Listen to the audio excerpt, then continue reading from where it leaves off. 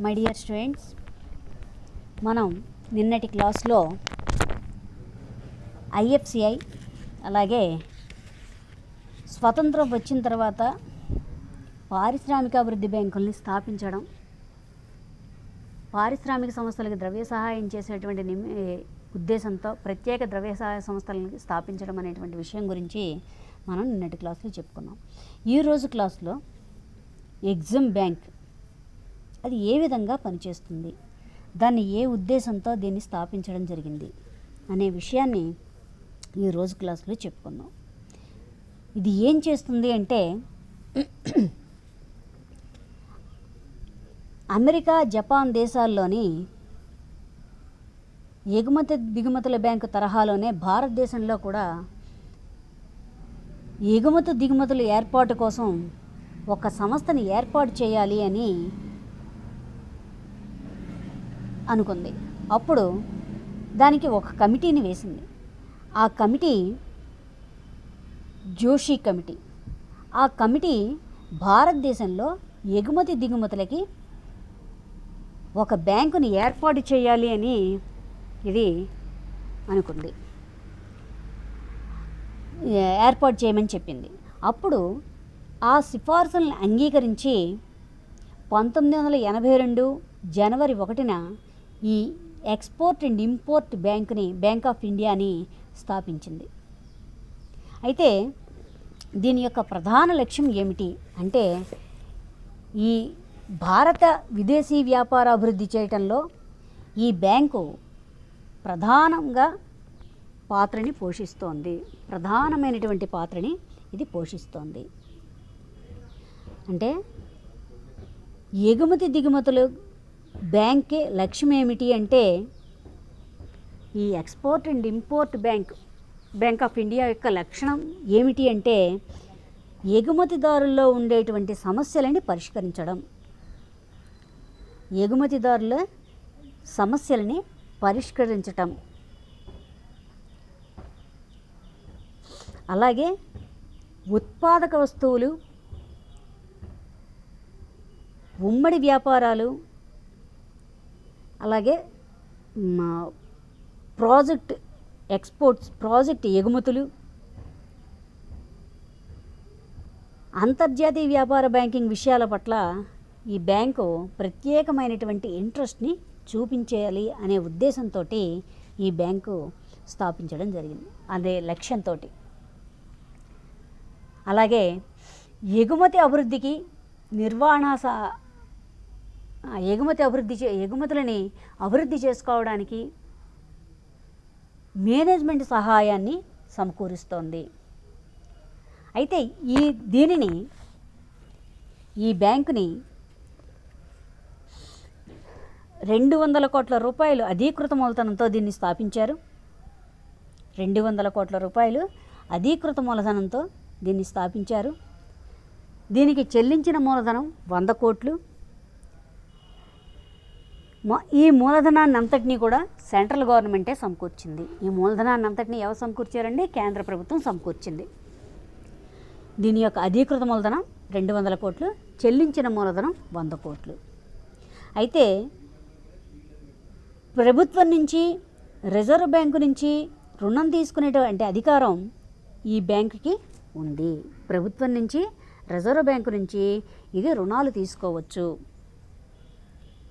అలాగే ఇది బాండ్లని, డిబెంచర్లని జారీ చేసి తనకు కావాల్సినటువంటి వనరులను కూడా సమకూర్చుకోవచ్చు. అయితే ఈ బ్యాంకుకి ఇంకా విదేశాల నుంచి రుణాలు తీసుకునేటువంటి అధికారం కూడా ఈ బ్యాంకుకి ఉంది. అయితే ఎగ్జిమ్ బ్యాంకు యొక్క మేనేజ్మెంట్ ఏ విధంగా ఉంటుంది అంటే, ఈ బ్యాంకు యొక్క నిర్వహణ డైరెక్టర్ల బోర్డు చేతిలో ఉంటుంది. ఈ డైరెక్టర్ల బోర్డులో 17 మంది సభ్యులు ఉంటారు. ఈ డైరెక్టర్లని ఎవరు నియమిస్తారు అంటే, ఈ ఎగ్జిమ్ బ్యాంకుని నడపడానికి, ఆర్గనైజేషన్ చేయడానికి డైరెక్టర్లను ఎవరు నియమిస్తారు అంటే, ప్రభుత్వము, రిజర్వ్ బ్యాంకు, పారిశ్రామిక అభివృద్ధి బ్యాంకు, వాణిజ్య బ్యాంకులు వీళ్ళందరూ నియమిస్తారు. అయితే ఈ ఎగ్జామ్ బ్యాంకు అనేక రకాల ప్రయోజనాల కోసం ఎగుమతి దిగుమతిదారులకి సేవలని అందిస్తోంది. ఈ ఎగ్జామ్ బ్యాంకు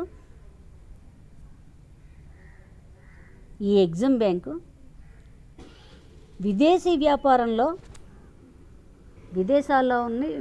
వ్యాపారాలు చేసుకునే వారికి ధన సహాయాన్ని అందిస్తోంది. వివిధ రకాలైనటువంటి వ్యక్తులకి, సంస్థలకి, పార్టీలకి ధన సహాయాన్ని అందిస్తోంది. అయితే ఈ బ్యాంకు అందించేటువంటి రుణ సహాయాన్ని లేదా ఆర్థిక సహాయాన్ని మనకి 2 రకాలుగా చూపించారు.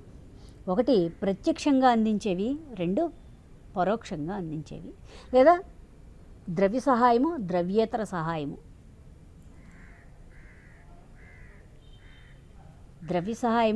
ద్రవ్యేతర సహాయము. అయితే ఈ బ్యాంకులు భారతీయ కంపెనీలకి, విదేశీ కంపెనీలకి ఇద్దరికీ కూడా ద్రవ్య సహాయాన్ని అందిస్తోంది. భారతీయ కంపెనీలకి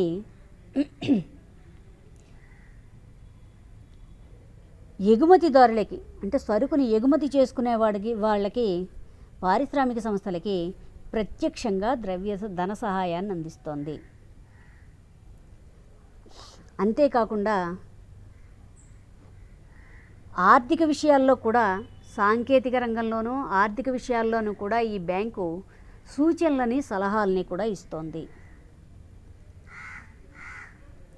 అలాగే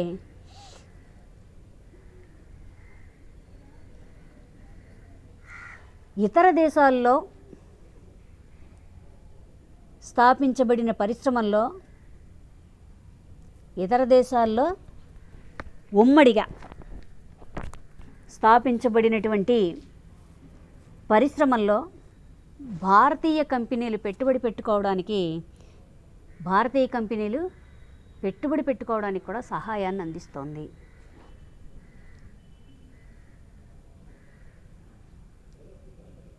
అలాగే మూలధన వస్తువుల్ని ఎక్స్పోర్ట్ చేయటానికి, మూలధన వస్తువులని ఎగుమతి చేయడంలో కూడా, మూలధన వస్తువుల్ని పారిశ్రామిక సంస్థలే ఉత్పత్తి చేసినటువంటి మూలధన వస్తువుల్ని ఎగుమతి చేసుకోవడానికి కూడా నౌకాయాన కంపెనీలను ఏర్పాటు చేస్తోంది. అలాగే విదేశాలకు ఎగుమతి చేసేటువంటి సంబంధం ఉన్నటువంటి సంస్థలకి కూడా ఇది ధన సహాయాన్ని భారతదేశంలో కల్పిస్తోంది.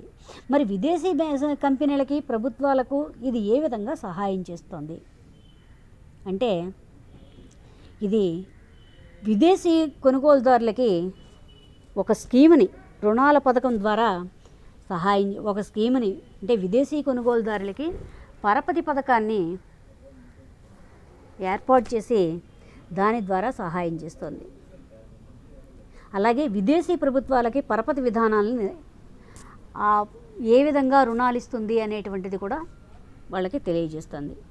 అలాగే విదేశీ బ్యాంకులకి రీఫైనాన్స్ సౌకర్యాన్ని కూడా కలగజేస్తుంది.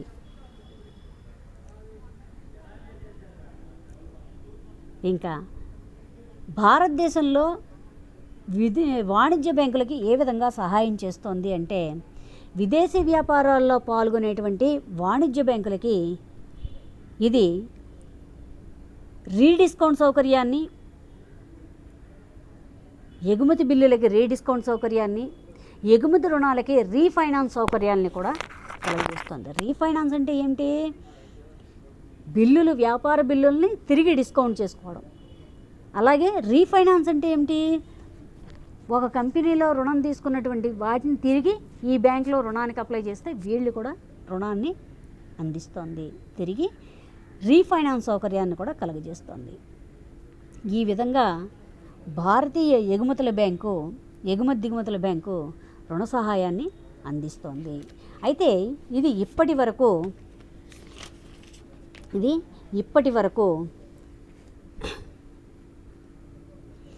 2006 మార్చి నాటికి 18,475 కోట్ల రూపాయలు ద్రవ్య సహాయాన్ని అందించింది.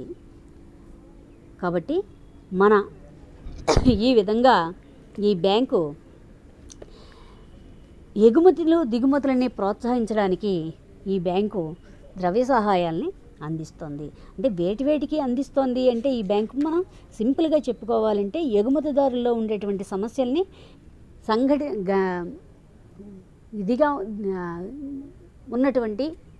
సంఘటితంగా ఉన్నటువంటి సమస్యలని పరిష్కరించి సమన్వయం చేసి వాళ్ళకి రుణ సౌకర్యాలని కలుగజేయటం, అలాగే కొనుగోలుదారుల యొక్క రుణాలని విస్తృతపరచడం, అలాగే తన కార్యకలాపాలకు అవసరమైనటువంటి నిధుల్ని సమకూర్చుకోవడానికి దేశీయ విదేశీయ వనరుల్ని కూడా ఇది సమకూర్చుకోవచ్చు. ఈ రకంగా ఈ బ్యాంకు ఎన్నో రకాలుగా రుణ సహాయాల్ని అందిస్తోంది. ఎగుమతి దిగుమతిదారులకి రుణాలని అందిస్తోంది. అంటే ఎగుమతులకు కావాల్సినటువంటి కాలిక రుణాలని టర్మ్ లోన్స్ని, టర్మ్ క్రెడిట్స్, కాలిక పరపతిని ఇస్తోంది. అలాగే విదేశీ పోటీని తట్టుకోవడానికి మన భారత ఎగుమతిదారులకి విదేశీయులకు పోటీని తట్టుకోవడానికి పరపతిని అందిస్తోంది. ఆ పరపతి అంటే ఏమిటి? ఇక్కడ రుణాలు. పరపతి ఆర్థిక సహాయం అంటే ఏమిటి? పారిశ్రామిక సంస్థలు అభివృద్ధి చేయడానికి విదేశీయులతో మనం సమానంగా ఉండడానికి వాళ్ళకి రుణాలు ఇస్తోంది. ఇతర సంస్థలు ఏమీ ఏవైతే ఇవ్వవు అన్నాయో అటువంటి సంస్థలకు కూడా ఈ సంస్థ రుణాలను ఇస్తోంది. అంతేకాకుండా ఇదేం చేస్తోంది? ఈ బ్యాంకు ఇతర సంస్థల ద్వారా కూడా రుణాలని ఇస్తోంది. కాబట్టి ఈ బ్యాంకు ఈ రోజు వరకు అంటే భారత విదేశీ వ్యాపారాన్ని అభివృద్ధి చేయడానికి అనేక రకాలైనటువంటి పథకాలను ప్రవేశపెట్టింది. కాబట్టి భారతదేశ విదేశీ వ్యాపారాన్ని అభివృద్ధి చేయడంలో ఈ EXIM bank, export and import bank of India ప్రధానమైనటువంటి పాత్రని వహిస్తోంది. అది 2006 మార్చి నాటికి 18,475 కోట్ల రూపాయలు ద్రవ్య సహాయాన్ని అందించినది. ఇది ఎగ్జిమ్ బ్యాంక్.